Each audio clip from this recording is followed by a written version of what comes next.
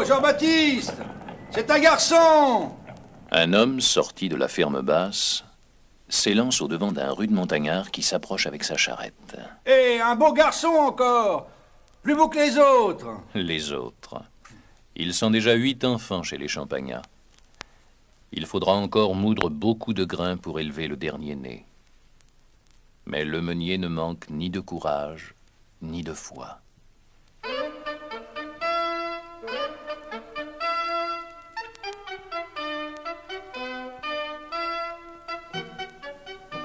Le lendemain, c'est la fête de l'Ascension.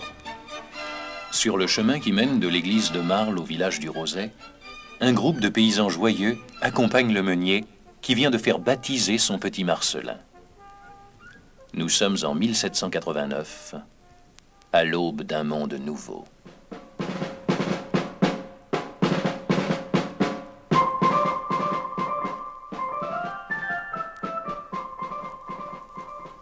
C'est malheureusement exact, mes amis.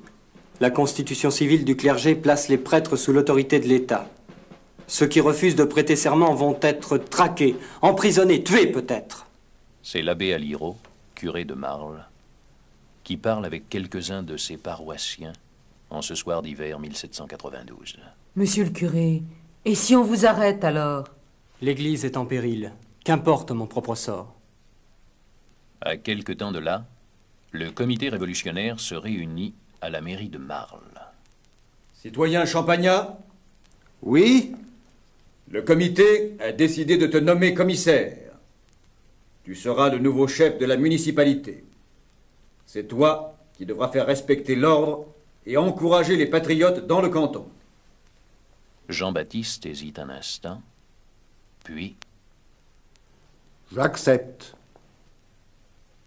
grâce à son savoir-faire, le village traversera le temps de la terreur sans trop de dommages. Quand des prêtres traqués chercheront refuge dans les environs, Champagnat fermera les yeux et les sauvera.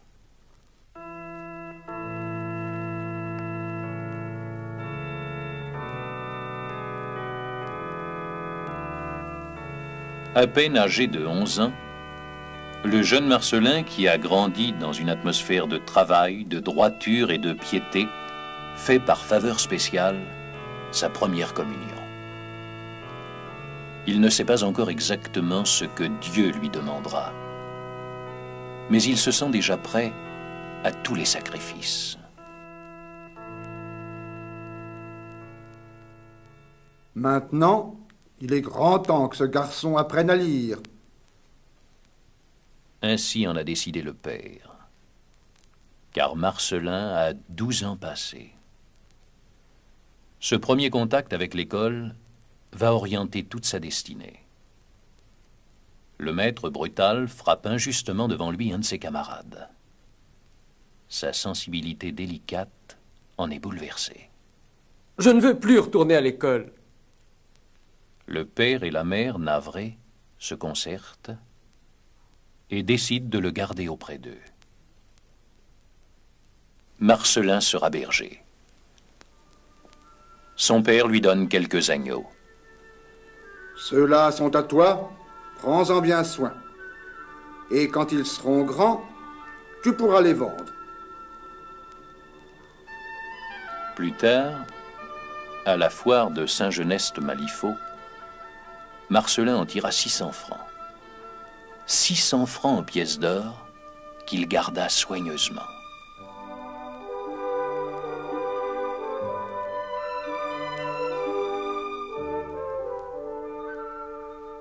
Le Concordat de 1801 ayant rétabli la liberté du culte, la nécessité de trouver de futurs prêtres s'imposait. Par ordre du cardinal Fesch, le recrutement de jeunes séminaristes s'organise. Monsieur le curé, voyez-vous quelqu'un parmi vos paroissiens qui soit susceptible d'entrer dans les ordres? C'est un professeur du séminaire de Lyon, l'abbé Duplay, qui interroge le curé de Marle. Je ne vois guère que chez les Champagnats. Ils ont 3 garçons, c'est une famille très chrétienne. Essayez. Un non catégorique est la réponse de Barthélemy l'aîné, et la même celle de Jean-Pierre. reste Marcelin, qui timidement se cache derrière ses frères. L'abbé Duplay le prend à part. Et toi? Le jeune homme balbutie, mais après un moment d'entretien, l'abbé, qui a discerné une âme d'élite, lui dit: Mon enfant, il faut vous faire prêtre. Dieu le veut. Cette parole se grave profondément dans le cœur de Marcelin. Il sera prêtre puisque Dieu le veut. Encore faut-il qu'il s'instruise, car il sait à peine lire. On décide donc de l'envoyer à Saint-Sauveur chez son beau-frère, maître d'école. Mais les études sont pénibles pour ce garçon de 15 ans, plus habitué à travailler au champ qu'à conjuguer des verbes. Au bout de quelques mois, l'instituteur n'ayant obtenu que de piètres résultats, Marcelin regagne la ferme. Entre-temps, le père est mort. Désormais, il n'a plus que sa mère pour le soutenir. Avec l'aide de Dieu, tout s'arrangera, mon fils. Cet échec n'est qu'une épreuve. On allait prier encore davantage.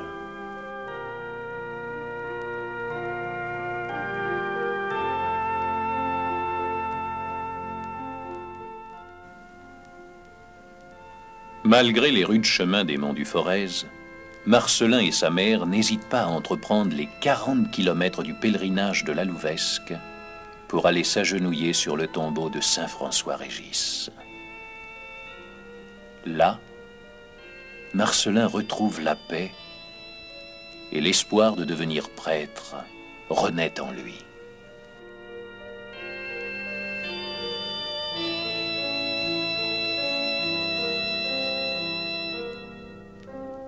J'entrerai au petit séminaire de Verrières. Et le trousseau? J'ai conservé les 600 francs de la vente de mes moutons. Ils suffiront largement. Et Marie, émue, regarde avec attendrissement son fils préparer son bagage. À Verrières, malgré ses efforts, les progrès sont lents et difficiles. Monsieur Perrier, le supérieur, tente de le dissuader. Mon pauvre ami, vous ne pouvez pas continuer le latin dans ces conditions. Il serait plus sage de renoncer. Quand on a Dieu pour soi, quand on ne compte que sur lui, rien n'est impossible. À la rentrée, il trouve un appui et une aide précieuse en son camarade Jean-Louis Duplay, qui patiemment lui explique à nouveau les leçons du professeur. Enfin, le succès lui sourit. En une seule année, il assimile le programme de 2 classes. Il a bientôt un autre ami, ancien berger comme lui. Je m'appelle Jean-Marie Vianney. J'ai bien du mal, moi aussi, à suivre les autres, mais j'ai foi en l'appel de Dieu. C'était le futur curé d'Ars. À eux viendra se joindre aussi Jean-Claude Collin, qui sera aux côtés de Marcelin à toutes les étapes difficiles de sa vie. 2 années ont passé. Pendant ses vacances à Marle, dans la ferme familiale, Marcelin, qui est devenu sous-diacre, ne travaille plus au champ. Il a installé dans sa petite chambre une table de bois blanc et révise ses cours.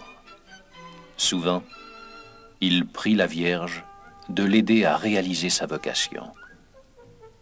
Il a fait sienne la devise « Tout à Jésus, par Marie, tout à Marie, pour Jésus ». C'est dans cette chambre exiguë que commence son véritable apostolat. Il y fait le catéchisme aux enfants du voisinage, qui s'entassent tout joyeux pour l'écouter. Un jour, prenant une pomme, il leur explique: Mes enfants, la terre est ronde comme ce fruit. Si on pouvait percer la terre comme je perce cette pomme, on trouverait de l'autre côté des hommes qui ne connaissent pas Dieu. On appelle missionnaires les prêtres et les religieux qui quittent leur pays pour aller enseigner la religion à ces pauvres gens. Un garçon de 7 ans, le petit Épale, écoute émerveillé. Il deviendra Monseigneur Épale, missionnaire et martyr en Océanie. « 1815. Napoléon revient de l'île d'Elbe et marche sur Paris. Des troubles révolutionnaires éclatent à travers le pays. L'abbé Champagnat, dans l'ignorance des événements, traverse Lyon, se rendant au séminaire. Soudain, un homme l'interpelle. « Méfiez-vous, monsieur l'abbé, on a failli jeter un prêtre à la Saône. La garnison est installée au grand séminaire. Le bruit court qu'il y a des armes cachées. » C'est exact. J'en possède une. La voici. Et il montre son bréviaire. C'est à cette époque que prend naissance, parmi les séminaristes amis de Marcellin, l'idée de fonder une société de Marie. On chercherait le salut des âmes et on travaillerait au moyen d'y parvenir. Il faut aussi prévoir des frères pour faire le catéchisme et donner quelque instruction aux enfants. C'est juste. Eh bien, tu te chargeras des frères, puisque c'est toi qui en as eu l'idée. Et Marcellin se réjouit à la pensée de cette mission. À quelque temps de là, Marcellin allait connaître la grande joie qui couronnerait tant d'années d'efforts.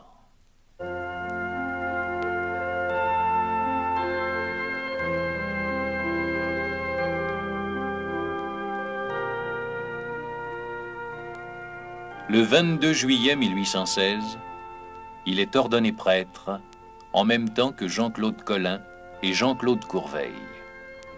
Il a alors 27 ans. Le lendemain de l'ordination, le petit groupe des nouveaux prêtres monte à la chapelle de Fourvière. Avant de se séparer, ils désirent vouer de façon solennelle à la Vierge leur ministère et leur vie, et lui promettre de se consacrer corps et âme à la création de la congrégation des Maristes.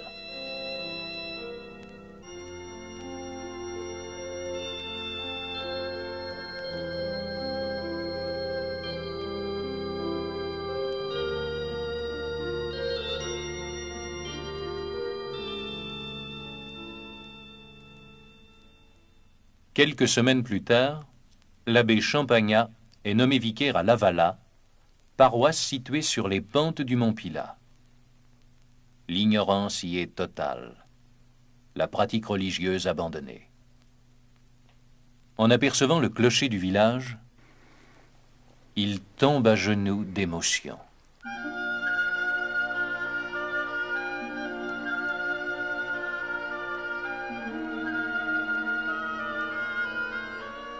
Que Dieu daigne bénir mon ministère et me donne la force d'aller jusqu'au bout de ma mission. Sa mission, elle est tout entière tournée vers l'enfance. Bientôt, ces catéchismes sont suivis avec assiduité, et pourtant, ils ont lieu à l'aube, avant la messe. Un jour, l'abbé découvre sous le porche, transi de froid, un groupe d'enfants blottis les uns contre les autres. Ils avaient pris le clair de lune pour le petit matin, et ils attendaient là depuis plus d'une heure. En chair, le dimanche, le nouveau vicaire sait se mettre à la portée de son auditoire. Il emploie des mots simples, accessibles à tous. Qui parle si bien. Peu à peu, ils réapprennent la prière, la charité, et reviennent à l'Eucharistie.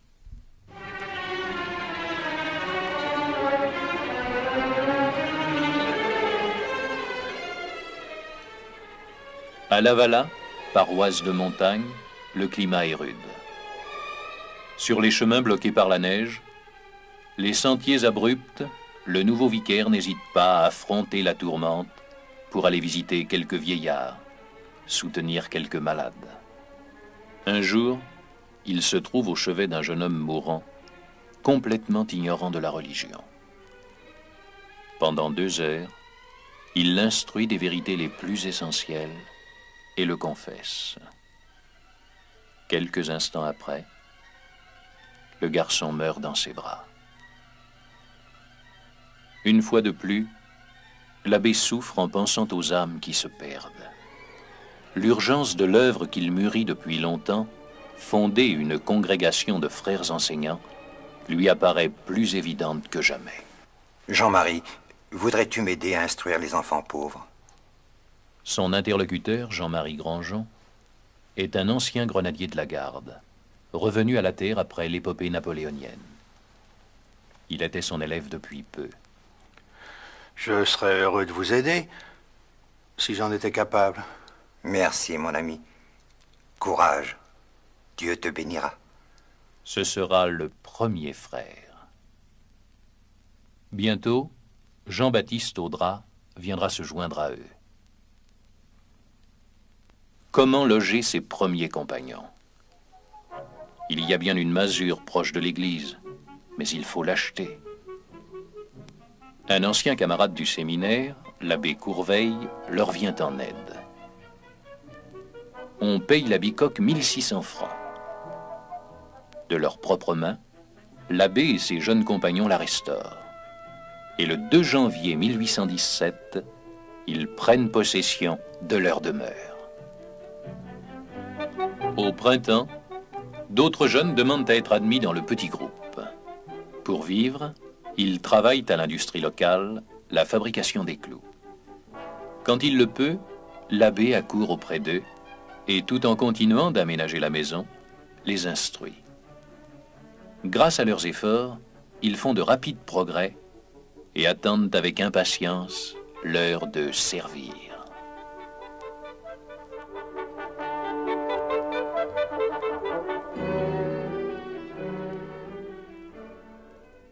Les beaux jours revenus, les parents de Jean-Baptiste Audrat, qui ont besoin de leur fils à la ferme, envoient leur aîné Jean-Claude le chercher. Vous venez donc reprendre votre frère? Oui, monsieur l'abbé. Mes parents m'ont ordonné de le ramener à la maison. Vous feriez mieux de leur demander l'autorisation de vous joindre à nous. Que ferez-vous de moi? Un bon religieux.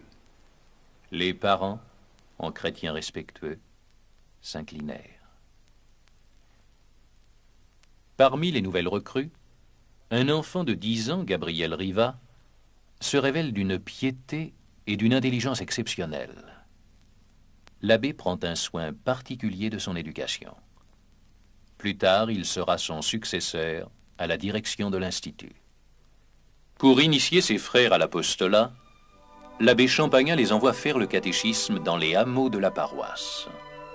Là, ils réunissent les enfants dans des locaux de fortune pour leur enseigner les rudiments. Le nombre des élèves ne cessant de s'accroître, il faut bientôt ouvrir 2 classes. Bien que la communauté soit pauvre, le père héberge pour quelques sous et bien souvent pour rien les élèves venant de trop loin, sans se soucier des critiques que soulèvent ses libéralités. J'ai toujours entendu dire que l'aumône n'appauvrit pas. Encouragés par l'exemple, quelques curés des environs viennent demander des frères à l'abbé Champagnin. Jean-Baptiste Audrat, devenu frère Louis, et un auxiliaire sont envoyés à Marles, le village natal de Marcelin. On s'inquiète bien un peu de leur jeune âge, mais au bout d'un mois, les enfants sont complètement transformés, au grand étonnement du curé et des villageois. C'est que les jeunes frères faisaient la classe non seulement en maître d'école, mais surtout en apôtre.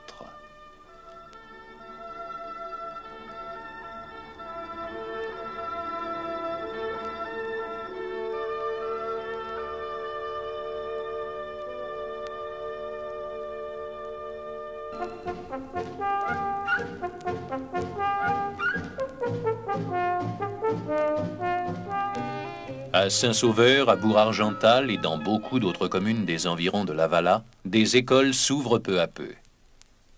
En 1820, plus de 20 postulants se présentent au noviciat. Une nouvelle construction s'impose. Mais la communauté est toujours aussi pauvre, et ce sont les frères et les novices qui, cette fois encore, bâtissent de leurs mains la maison. Le frère Jean-Baptiste étant tombé malade à Bourg-Argental, le père et le frère Stanislas allèrent le voir. Au retour, ils sont pris dans la tourmente et s'égarent sur les pentes couvertes de neige du mont Pilat. la nuit tombe. Je n'en peux plus. Prions, prions, mon frère. Souvenez-vous, ô très miséricordieuse Vierge Marie, qu'aucun de ceux qui ont eu recours à votre protection implorez votre assistance. Peu après, s'étant remis en route, ils aperçoivent au loin une tremblante lumière. Ils sont sauvés. C'était la lanterne d'un paysan et la réponse de Marie à la prière confiante de ses enfants.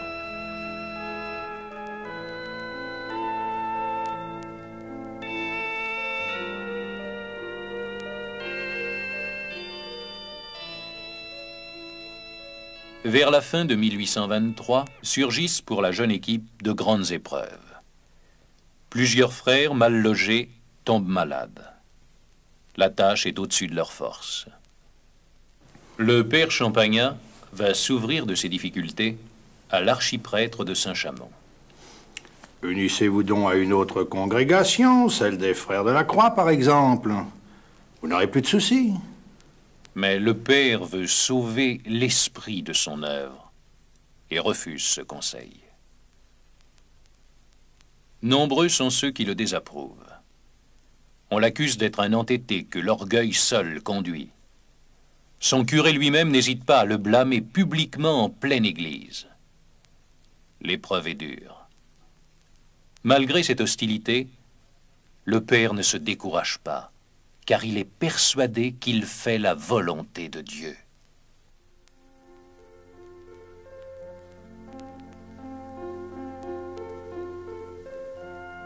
Tout près du village, une chapelle est dédiée à Notre-Dame de Pitié.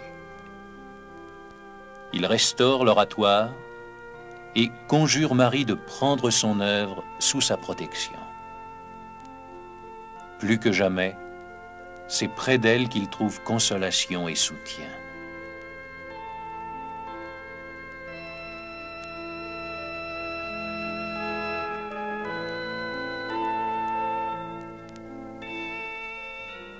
Un an plus tard, Monseigneur de Pin, nommé administrateur du diocèse de Lyon, reconnaît l'utilité des frères du père Champagnat.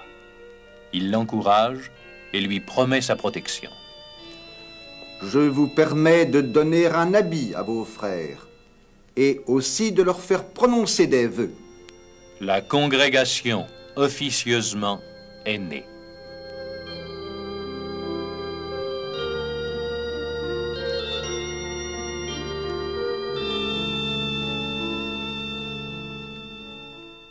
Plusieurs fois, en passant au Gau sur le chemin de Saint-Chamond, le père avait pensé: une maison de noviciat serait bien ici. Le lieu est solitaire, propre aux études. Si Dieu nous bénit, nous pourrions nous y établir. Il y a bien longtemps, en effet, que la maison de la Valla est devenue trop petite. Mais où prendre l'argent nécessaire à la construction? Le terrain à lui seul coûte déjà 12 000 francs. Il l'achète. On le traite de fou. Il ne ralentit pas son effort pour autant. Pour limiter les dépenses, toute la communauté se met au travail, rivalise de zèle et de dévouement, transportant les pierres, tirant le sable, gâchant le mortier. Dieu comptait leurs pas. Il ne leur serait pas venu à l'idée de les ménager. Pour loger les frères et être plus près du chantier, le père loue sur la rive gauche du Gier une vieille masure. Ils logent dans un étroit grenier et réduisent leur nourriture au strict minimum. N'ayant pas trouvé où placer son lit, le père s'installe sur un balcon et y couche tout l'été.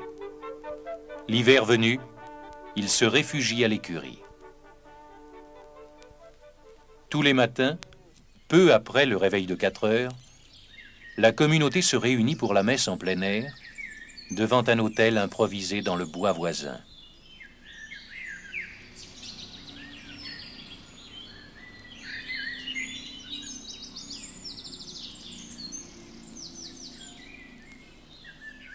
À plusieurs reprises, de graves accidents sont évités de justesse. Un ouvrier tombe d'un échafaudage mais peut se raccrocher à une barre. une grosse pierre manque d'écraser un jeune garçon. Sans nul doute, la Vierge protège ses enfants. Le père, maintenant déchargé du vicariat de Lavala, peut se consacrer exclusivement au service de sa communauté. Un an plus tard, en 1825, la maison est terminée. On l'appellera Notre-Dame de l'Ermitage. Pour le seconder, il fait appel à un de ses camarades du séminaire de Lyon, l'abbé Courveille. L'abbé Courveille, qui prétendait avoir eu le premier la pensée de fonder la Société mariste, désirait le titre de supérieur et s'efforçait de gagner les frères à sa cause. Un vote fut décidé, qui par 2 fois désigna le père Champagnat. Lui qui ne s'en jugeait pas digne, dut accepter, à la grande joie des frères. L'Institut compte alors 10 écoles.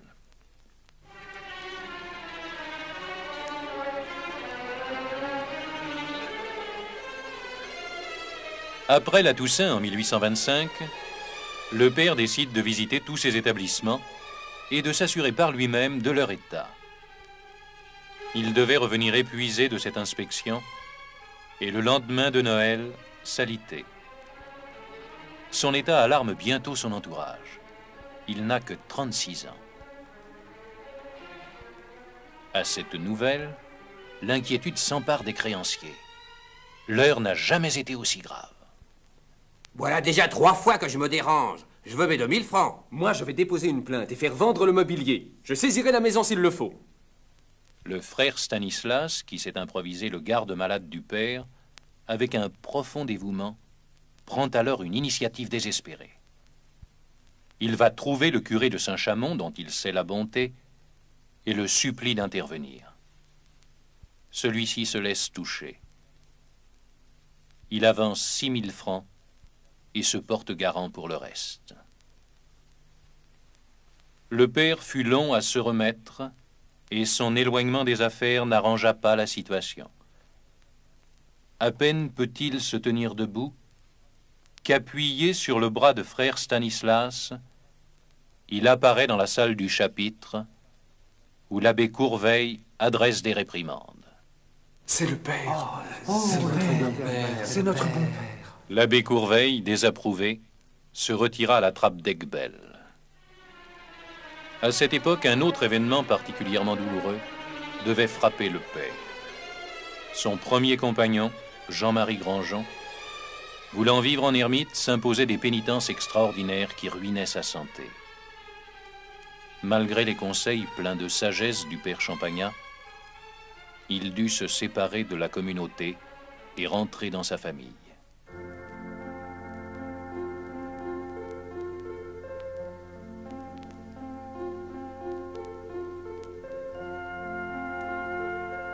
En 1828, la congrégation des Petits Frères reçoit dans ses 16 écoles plus de 2000 enfants. Désormais, l'Institut est définitivement constitué, mais le père ne s'en attribue pas les mérites. C'est Marie qui a tout fait chez nous.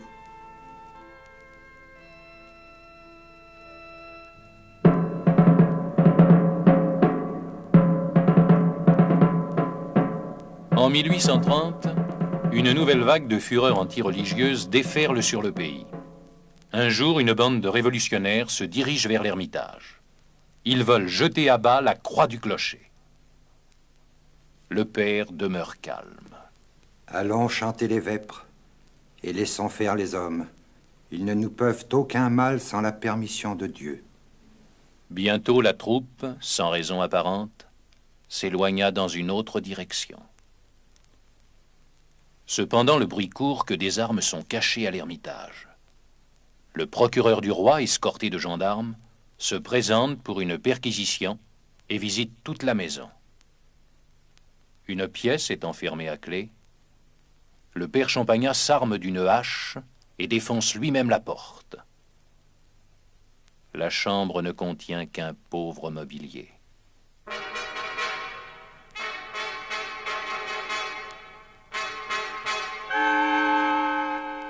Au milieu des difficultés, des maladies et des deuils, le père Champagnat poursuit inlassablement son œuvre d'évangélisation.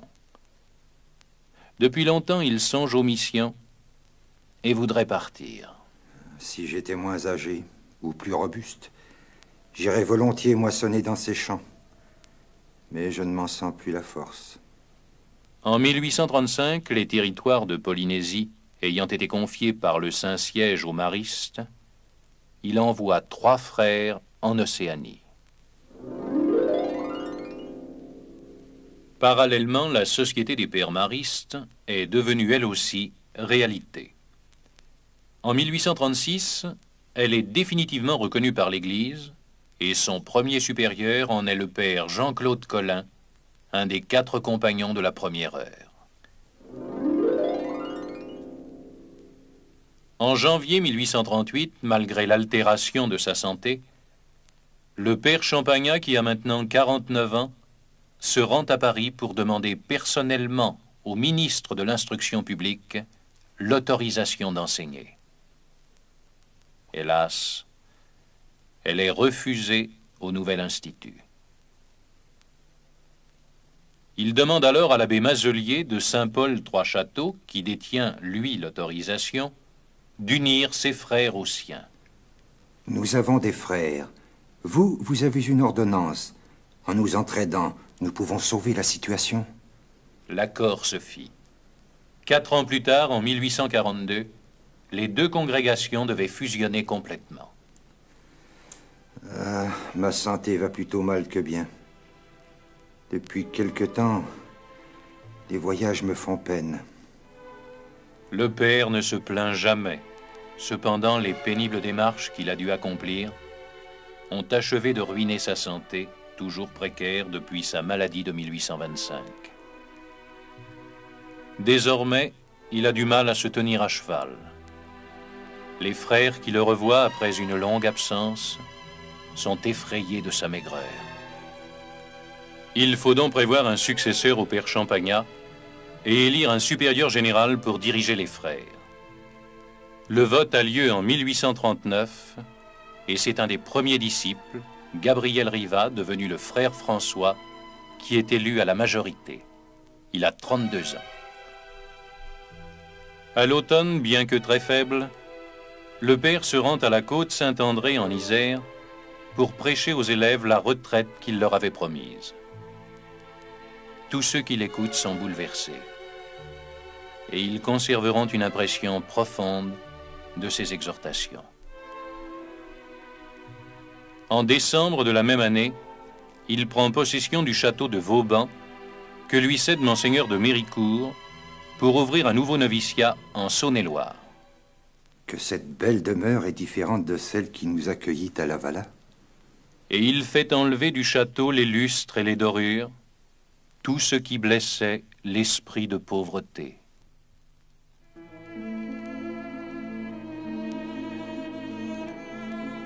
Au début du carême de 1840, ses jambes enflent de façon inquiétante.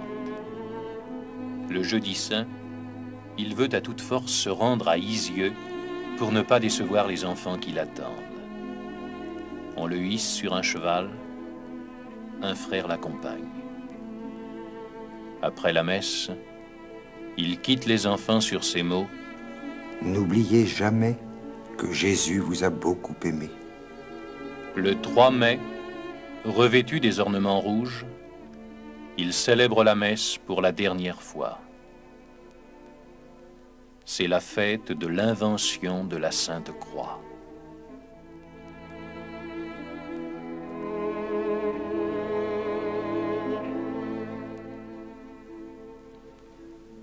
Le même soir, à 5 heures, on le transporte sur sa demande dans la salle de communauté. Après avoir reçu le sacrement des mourants, il s'adresse aux frères assemblés. Ce que je vous recommande, par-dessus tout, c'est de vous aimer les uns les autres. Marie est votre commune mère. Souvenez-vous que vous êtes frères et tous appelés un même héritage.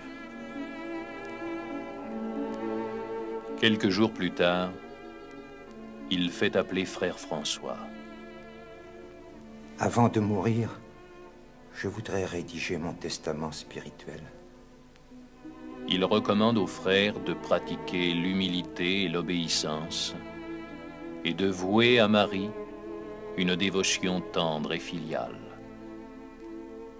La lecture terminée, les frères se sont mis à genoux. Père, ne nous oubliez pas quand vous serez devant Dieu. Vous oubliez? Comment cela serait-il possible? Le 6 juin, vigile de la Pentecôte, vers le milieu de la nuit, il dit aux frères qui le veillaient: Votre lampe s'éteint? Mais non, mon père. Ah. Alors c'est ma vie qui s'en va. Mon heure est venue. Dieu soit béni. 2 heures après, il s'endormait dans la paix du Seigneur.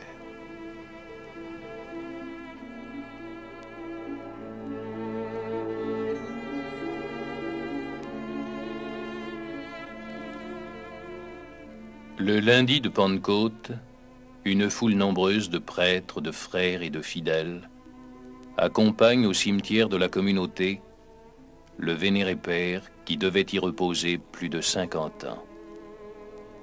Mais le rayonnement et la puissance auprès de Dieu de Marcellin Champagnat ne devaient pas tarder à se manifester.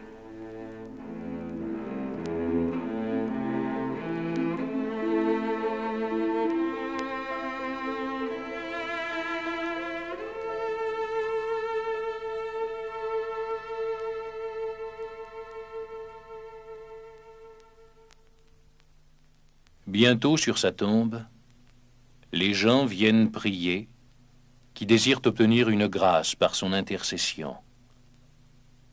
En 1844, une malade, Louise Malor, franchit en cachette la clôture du cimetière et revient guérie. Puis c'est une fillette de 6 ans, cruellement blessée par une roue de tombereau, qui reprend vie à la seule invocation du Père. En 1889, la cause de béatification est introduite à Rome. 2 cas miraculeux sont retenus pour le procès. Celui de Madame Grondin aux États-Unis. Atteinte d'un cancer du pancréas, elle avait fait neuvaine sur neuvaine pour obtenir sa guérison, demandant au Père Champagnat d'intercéder pour elle auprès de la Sainte Vierge. Le mal guérit miraculeusement et la malade fut sauvée. Le 2e cas est celui d'un élève des Frères de Madagascar, Jean-Aimé Ranaïvo, atteint de méningite cérébrospinale. Le 11 novembre 1941, l'état du malade était désespéré. Vers midi, le frère Joseph Bonus demande des prières à tous les enfants des écoles. Les sœurs, le curé et les paroissiens s'unissent aux frères et aux élèves pour prier le Père Champagnat. Et soudainement, vers 16h30, le mal disparaît définitivement. Le jour de la Pentecôte 1955, l'humble berger de la montagne, le petit pâtre de Marle, était proclamé bienheureux par le pape Pie XII en présence de 30 000 personnes. Les 2 miraculés assistaient à la cérémonie. Mais pour tous, son plus beau titre de gloire demeure l'extraordinaire, le miraculeux développement de son institut.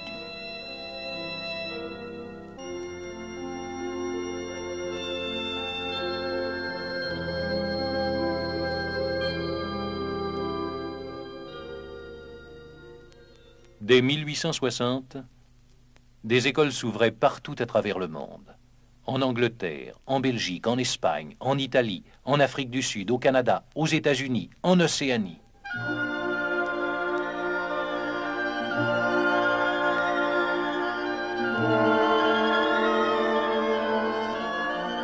Aujourd'hui, les frères maristes exercent leur apostolat dans plus de 60 pays et donnent l'éducation à 400 000 élèves dans 300 diocèses. Le petit grain de sénévé, semé à Lavala, est devenu un de ces grands arbres dont parle Jésus, qui abrite les oiseaux du ciel. C'est Marie qui a tout fait chez nous.